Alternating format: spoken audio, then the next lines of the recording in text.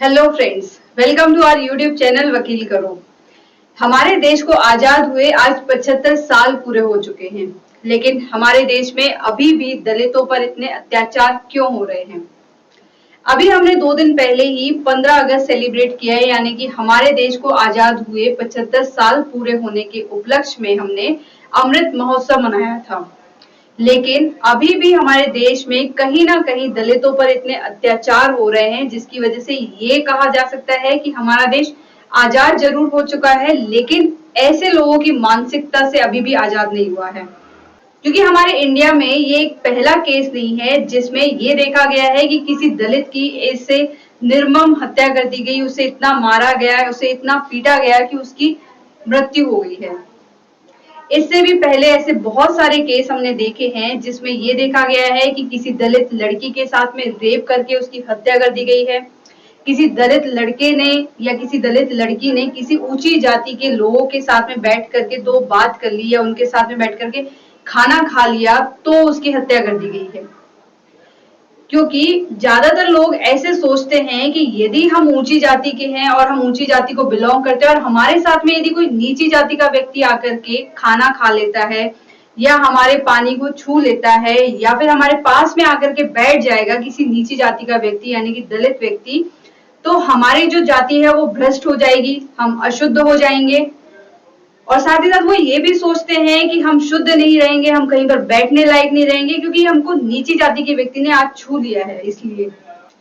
एक तरफ तो हम बात करते हैं कि हमारा देश आजाद हो गया और हम एकता में बंधने की बात करते हैं, और एक तरफ हम ये कहते हैं कि तुम हमारी जाति के नहीं हो, तुम नीची जाति के बिलोंग करते हो, ये नीची जाति का व्यक्ति है, हम इसके साथ में नहीं रहेंगे। हमारे कास्ट को लेकर के, हमारे लिंग को लेकर के, हमारी जाति को लेकर के यहाँ पर भेदभाव किया जाता है।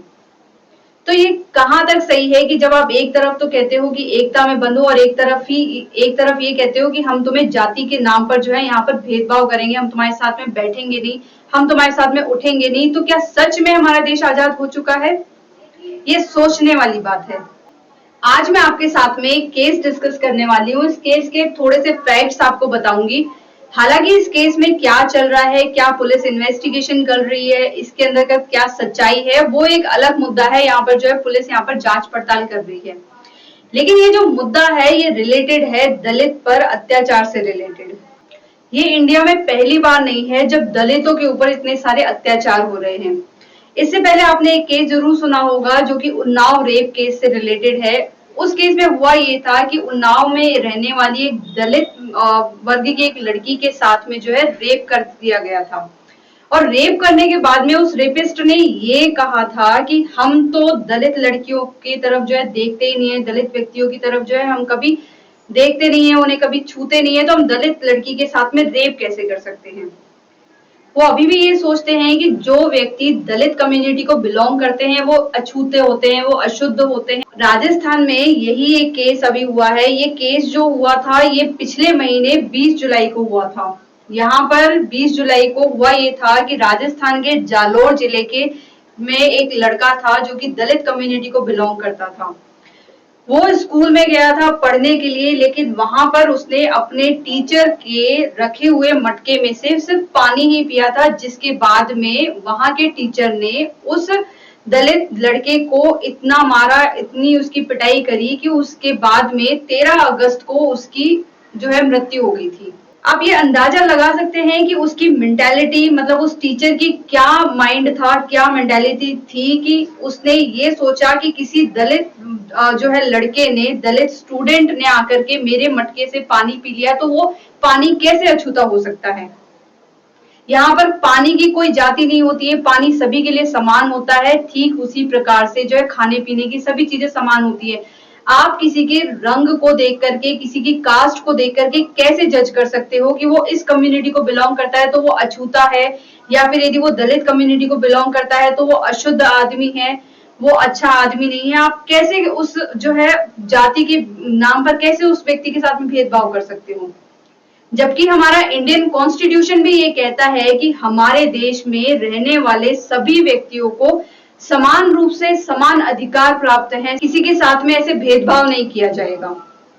लेकिन फिर भी आए दिन ऐसे केसेस देखने को मिलते हैं जहां पर हमें ये सुनने को मिलता है कि आज इस दलित लड़की के साथ में उसका रेप करके उसकी हत्या कर दी गई है, आज इस दलित कम्युनिटी के लड़के ने जो है यहाँ पर मंदिर में प्रवेश कर लिया जिसके बाद में उसकी निर्मम हत्या कर दी गई है। ऐसे अनगिनत केसेस हैं जो कि बताते हैं कि अभी भी आजादी के इतने समय के बाद में भी हमारे देश में दलितों के साथ में इतने अत्याचार होते हैं। इस केस में पुलिस अपनी इन्वेस्टिगेशन कर रही है, मैं उस इन्वेस्टिगेशन पे नहीं जाऊंगी कि इस केस में बहुत सारे जो न्यूज में ये भी सुनने को आया है कि यहाँ पर टीचर ने मारा पीटा नहीं था, टीचर ने कुछ यहाँ पर पिटाई नहीं करी थी, यहाँ पर पानी को लेकर के कोई विवाद हुआ ही नहीं था। ये एक अलग मुद्दा है। आज मैं जो आपके साथ में बात करने वाली हूँ वो ये बात करने वाली हूँ कि दलितों के ऊपर जो इतने अत्याचार हो रहे हैं, इतना दलितों के पक्ष में यहाँ पर एक कानून भी बना हुआ है, लेकिन फिर भी लोगों में इस कानून को लेकर के कोई भी खौफ नहीं है, कोई भी डर नहीं है, और उसके बावजूद भी कानून होने के बाद में भी दलितों के साथ में इतना गलत व्यवहार क्यों किया जाता है। हमारे इंडियन कॉन्स्टिट्यूशन के आर्टिकल 17 में ये कहा गया है कि छुआछूत का व्यवहार कोई भी नहीं कर सकता है। यहाँ पर छुआछूत यानी कि अनटचेबिलिटी को लेकर के प्रोहिबिट किया गया है आर्टिकल 17 में हमारे इंडियन कॉन्स्टिट्यूशन के। फिर भी इस केस में यही देखने को मिला कि यहाँ पर जो है दलित व्यक्ति, दलित छात्र ने आकर के स्कूल में मटके से पानी पी लिया, उसके साथ में उस बच्चे के साथ में छुआछूत का व्यवहार किया गया।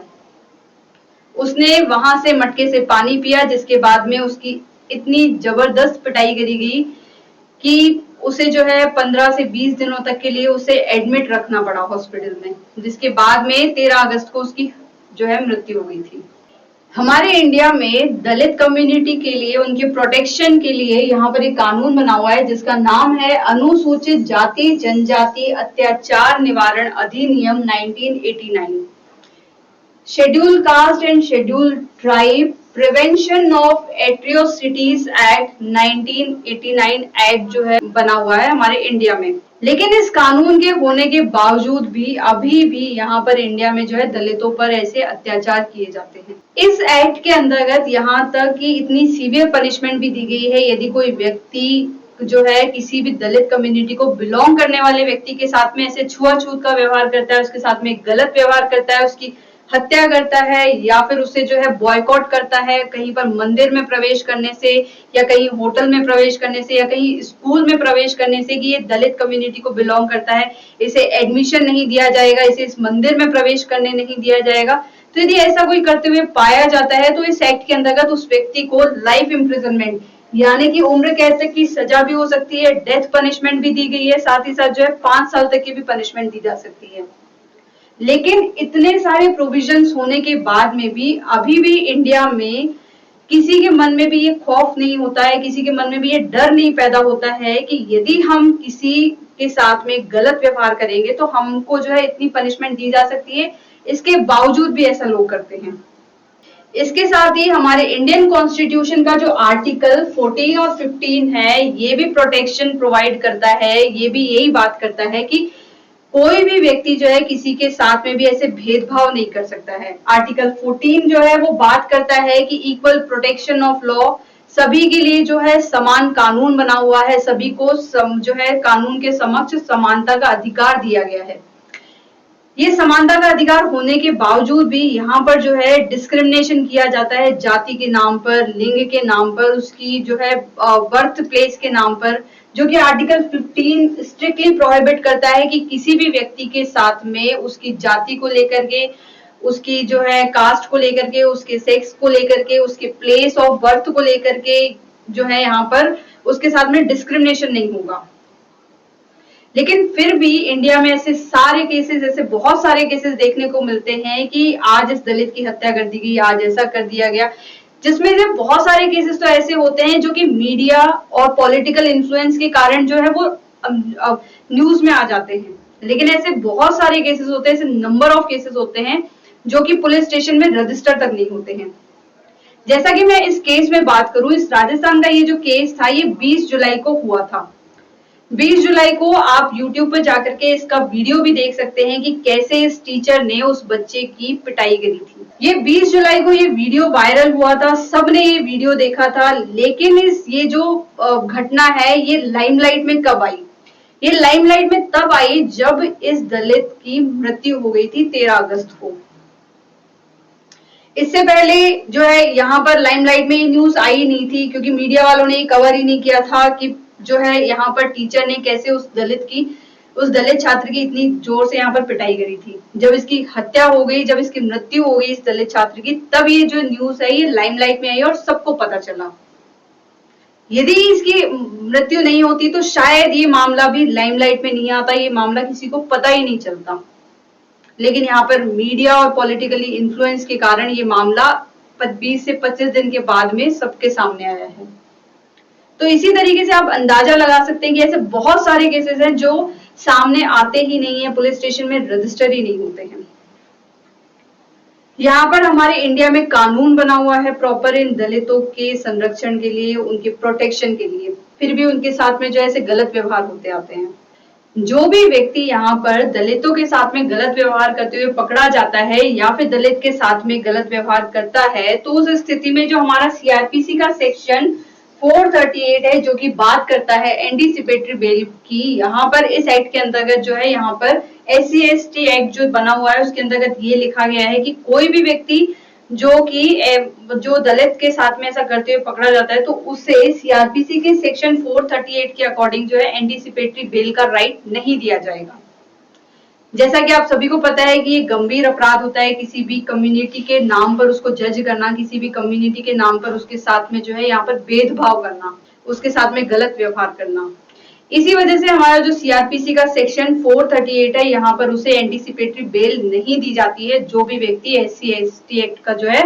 वो ऑफेंस कमिट करता है उसे। हमारे इंडिया को आजाद हुए आज 75 साल पूरे हो चुके हैं, लेकिन अभी भी इंडिया में ऐसी मानसिकता वाले लोग रह रहे हैं जो कि ये प्रतीत करवाते हैं, जो कि ये शो करवाते हैं कि हम अभी भी कहीं ना कहीं ऐसे लोगों की मानसिकता से घिरे हुए हैं, हमारा देश अभी भी गुलामी की जिंदगी जी रहा है। क्योंकि अभी भी लोग इतनी एजुकेशन होने के बाद में भी जो एजुकेटेड पीपल होते हैं वो ये सोचते हैं कि यदि हम किसी दलित के साथ में बैठ करके हमने खाना खा लिया तो हम अछूते हो जाएंगे। बहुत सारे गांव में तो अभी भी यही धारणा बनी हुई है कि यदि किसी गांव में कोई दलित कम्युनिटी को बिलोंग करता है और वो शुरू से उनकी फैमिली ऐसा कुछ काम करती है जैसे झाड़ू लगाने का, तो उनकी जो पीढ़ी दर पीढ़ी है वो भी यही काम करेगी। ये कहाँ पर लिखा हुआ है हमारे इंडियन कॉन्स्टिट्यूशन में या हमारी कैसी कौन सी किताब में लिखा हुआ है कि जो चपरासी का बेटा चपरासी ही बनेगा या फिर राजा का बेटा राजा ही बनेगा? यहाँ पर हमारे इंडियन कॉन्स्टिट्यूशन में सबको समानता का अधिकार दिया गया है, सबको फ्रीडम दी गई है कि वो अपने हिसाब से प्रोफेशन चूज कर सकते हैं, अपने हिसाब से एजुकेशन को चूज कर सकते हैं, अपने हिसाब से लाइफस्टाइल को भी चूज कर सकते हैं। लेकिन फिर भी अभी भी लोग इंडिया में ऐसे रहते हैं कि जो अपनी मानसिकता को सुधारना नहीं चाहते हैं और दूसरों के ऊपर ये थोपना चाहते हैं कि तुम दलित कम्युनिटी को बिलोंग करते हो तो तुम्हें दलित जो काम करते हैं वही काम करना पड़ेगा। आप सभी से रिक्वेस्ट है कि जो भी ऐसी मेंटालिटी को रखता है कि हम दलित के साथ में बात नहीं करेंगे, हम दलित के साथ में उठेंगे नहीं, हम दलित व्यक्तियों के साथ में बैठेंगे नहीं, तो आप सभी से रिक्वेस्ट है कि ऐसी मानसिकता को दूर करें और जागरूक बने। क्योंकि जब हमारे इंडियन कॉन्स्टिट्यूशन में ही ये कह दिया गया है कि सभी को समानता का अधिकार है, यहाँ पर किसी के भी साथ में किसी की कास्ट को लेकर के, किसी के सेक्स को लेकर के, किसी की कम्युनिटी को लेकर के, किसी के प्लेस ऑफ बर्थ को लेकर के, किसी की रेसिडेंस को लेकर के यहाँ पर जो है भेदभाव नहीं किया जाएगा, तो फिर आप ऐसा क्यों करते हैं? सभी की कास्ट को यहाँ पर रिस्पेक्ट दे, सभी के रिलीजन को यहाँ पर रिस्पेक्ट दे, किसी के साथ में डिस्क्रिमिनेशन ना करे। तो आज की वीडियो के लिए बस इतना ही, मिलते हैं अगली वीडियो में, तब तक के लिए थैंक यू।